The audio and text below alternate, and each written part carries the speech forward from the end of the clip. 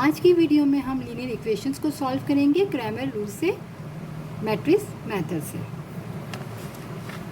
हमारे पास दो लीनियर इक्वेशंस है और X Y equal constant, second में भी एक्स वाई इक्वल कांस्टेंट। अगर कांस्टेंट टर्म लेफ्ट साइड पे हो तो उसको हम राइट साइड पे मूव करेंगे। इस क्वेश्चन में हमारे पास ऑलरेडी राइट साइड पे कांस्टेंट टर्म है। जब इक्वेशन हमारी अरेंज है तो सबसे पहले हम क्या करेंगे, अब हम मैट्रिसेस बनाएंगे। तो सबसे पहले हम ए मैट्रिक्स बनाएंगे।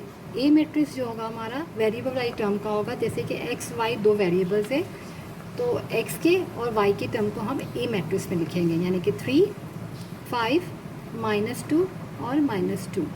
तो ये हमारा ए मैट्रिक्स हो गया। अब हम सेकेंड मैट्रिक्स जो बनाएंगे, इसमें टोटल 3 मैट्रिक्स बनाएंगे। सेकेंड बनाएंगे हम ए एक्स। तो ए एक्स जो हमारा बनेगा मैट्रिक्स, वो एक्स वाली जो टर्म है यानी 3, 5 की जगह पे हम क्या लिखेंगे, कांस्टेंट टर्म को -6 और -10 को हम यहाँ लिखेंगे और बाकी दो को हम एज इट लिख लेंगे ए एक्स में। इसी तरह जब हम ए वाई बनाएंगे तो ए वाई में हम क्या करेंगे, कांस्टेंट टर्म को लिखेंगे। तो वाई वाई टर्म हमारी यहाँ पर है, इसकी जगह पे हम क्या लिखेंगे, कांस्टेंट टर्म -6 और -10 और बाकी को हम 3, 5 को एज इट लिख लेंगे। तो मेन हमारा जो मैट्रिक्स है वो ए मैट्रिक्स है जो एक्स वाई वाला होगा।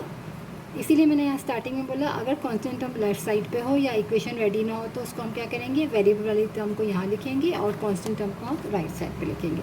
तो ए एक्स में हम क्या करेंगे, एक्स की जगह पे ये कांस्टेंट टर्म लिखेंगे और ए वाई में हम क्या करेंगे, वाई की जगह पे कांस्टेंट टर्म को लिखेंगे। हमारे पास क्रैमर रूल में जो फॉर्मूला है वो है, अगर जैसे एक्स और वाई की हमें वैल्यूज फाइंड करनी है तो हम एक्स हमारा होगा डिटर्मिनेट, पहले आएगा ए एक्स और डिटर्मिनेट में डिटर्मिनेट ऑफ ए आएगा जो हमारा मेन मैट्रिक्स है, और वाई में हमारा क्या हो जाएगा, ए वाई डिवाइडेड ए डिटर्मिनेट। अब सबसे पहले हम इस मैट्रिक्स का डिटर्मिनेट फाइंड करेंगे। अगर डिटर्मिनेट हमारी कोई वैल्यू आ जाती है 2, 3 कुछ भी वैल्यू आती है, -1, 2 या 1 भी आती है, तब भी हमारा हम आगे इस क्वेश्चन को सॉल्व करेंगे। अगर ये मैट्रिक्स का जब हम डिटर्मिनेट फाइंड करते हैं अगर वो 0 आ जाए यानी कि सिंगुलर मैट्रिक्स हो जाए तो ये क्वेश्चन आगे सॉल्व नहीं होगा। क्यों? क्योंकि किसी भी वैल्यू के डिनोमिनेटर में अगर 0 आ जाए, फॉर एग्जांपल यहाँ वैल्यू 2 आई, यहाँ ये हमारा 0 आ गया, तो 2/0 तो इन्फिनिटी हो जाएगा, तो उसको तो हम सॉल्व नहीं कर सकते। तो सबसे पहले हम क्या करेंगे, डिटर्मिनेट ऑफ ए फाइंड करेंगे।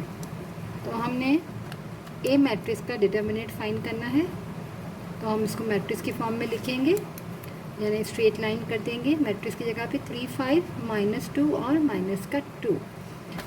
डिटर्मिनेट हम इस तरह फाइंड करते हैं कि इस वैल्यू को हम इससे मल्टीप्लाई करते हैं और इसको हम इससे यानी कि क्रॉस में मल्टीप्लाई करते हैं, और सेंटर में हमारे पास नेगेटिव साइन आती है, यानी कि 3 को मैं मल्टीप्लाई करूँगी -2 से और सेंटर में माइनस की साइन होती है, और -2 को मल्टीप्लाई करूँगी मैं 5 से। तो 3 2 सा मेरे पास हो जाएगा -6, क्योंकि यहाँ माइनस है यहाँ प्लस है, -+- 3 2 6, माइनस इंटू माइनस प्लस 2 5 सा 10। अब माइनस प्लस माइनस 10 में से 6 गया तो 4 और +4, क्योंकि 10 बड़ा है और 10 की साइन प्लस है। तो डिटर्मिनेट ए की हमारे पास वैल्यू आ गई, वो सिंगुलर मैट्रिक्स नहीं है, इसका मतलब हम इसको आगे फर्दर सॉल्व कर सकते हैं। अब हम क्या करेंगे, ए एक्स डिटर्मिनेट फाइंड करेंगे। ए एक्स हमारे पास फाइंड करने के लिए -6, -10, -2 और -2 है। इसको भी हम इसी तरह क्रॉस में मल्टीप्लाई करेंगे। -6 को हम -2 से करेंगे, सेंटर में माइनस की साइन लिखी, -2 को हम -10 से करेंगे। तो माइनस इंटू माइनस प्लस 6 2 सा 12, और यहाँ 3 माइनस है, minus into minus plus plus minus -2 10 सा 20। अब 20 में से 12 को हमने माइनस किया तो 8 आया माइनस का, क्योंकि 20 बड़ा नंबर है, इसकी साइन माइनस है। अब हम थर्ड मैट्रिक्स मालूम कर लेते हैं, यानी कि ए वाई मैट्रिक्स।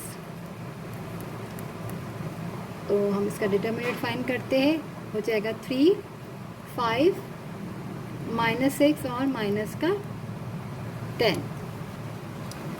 इसको भी हम क्रॉस में मल्टीप्लाई कर लेंगे। 3 को हम मल्टीप्लाई करेंगे -10 से, माइनस की साइन लगाई, -6 को करेंगे हम 5 से। 3 टाइम्स आर 30 और minus into minus plus, minus into minus plus हो गया, 6 5 30। अब -30 और +30 कैंसिल हो जाएगा और ये आ जाएगा 0।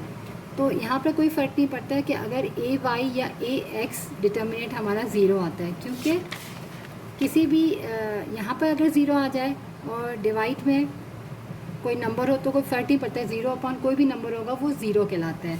मैं यहाँ आपको लिख के बता देती हूँ। अगर हम बोलते हैं कि 0/2 है तो वो क्या हो जाएगा, सिंपल 0 हो जाएगा। लेकिन अगर मैं बोलूँ कि 1/0 है तो ये हमारा हो जाता है इन्फिनिटी। तो यहाँ पर ये चीज़ है कि अगर डिटर्मिनेंट A अगर सिंगुलर आ जाता है 0 तो वो आगे हम सॉल्व नहीं कर सकते, क्योंकि डिनोमिनेटर में 0 आ जाएगा। तो 1/0 या कोई भी वैल्यू के नीचे 0 आया तो वो इन्फिनिटी हो जाएगा, तो वो आगे सॉल्व नहीं होता।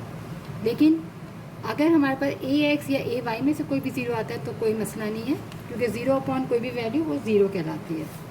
तो अब हम फॉर्मूले में पुट कर देते हैं। हमारे पास x क्या है, x होता है डिटर्मिनेंट AX यानी कि -8 डिवाइडेड हमारा डिटर्मिनेंट A जो आया था वो आया था 4। ठीक है, हमारे पास x और y के लिए यहाँ क्या है, डिटर्मिनेंट AX की वैल्यू हमारी आई है -8 और डिटर्मिनेंट A आया था 4, कॉमा y हमारे पास क्या है, डिटर्मिनेंट ऑफ AY जो आया था 0 डिवाइडेड 4। तो x इज इक्वल टू 4 1 4 4 2 8। तो x की वैल्यू हमारे पास आ गई -2 और y की वैल्यू 0/4 0। आंसर। एक क्वेश्चन हम और करते हैं पिरामिड रूल का।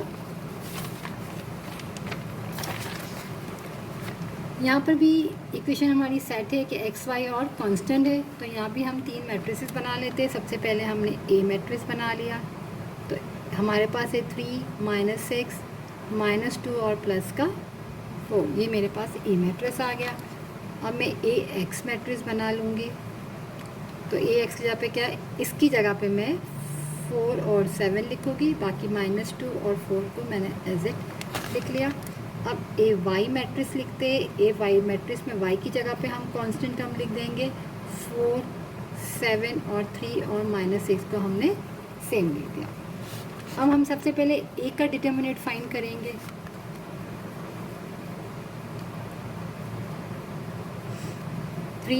-6 -2 और 4। अब हम इसको जब क्रॉस में मल्टीप्लाई करेंगे, 3 को मल्टीप्लाई करूँगी 4 से, सेंटर में माइनस की साइन आती है, और -2 करूँगी -6 से। तो 3 4 12 और यहाँ पर 3 माइनस है, minus into minus plus, plus minus -2 6 12। तो +12 -12 हो गया 0। तो मेरा डिटर्मिनेंट ए जो है वो 0 आ गया।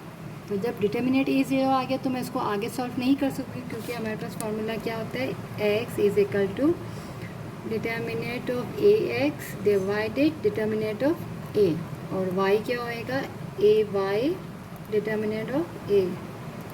तो जब नीचे अगर 0 आ गया किसी भी वैल्यू के नीचे तो वो तो इन्फिनिटी हो जाएगा। वही चीज़ जो मैंने आपको अभी पीछे बताई थी कि फॉर एग्जांपल AX2 आता है 2/0, तो ये हमारा इन्फिनिटी हो गया। तो इसको हम आगे सॉल्व नहीं कर सकते इस टाइप के, जो हमारा ए मैट्रिक्स अगर 0 आ जाए वेरिएबल वाला, तो हम लिखेंगे नो सॉल्यूशन।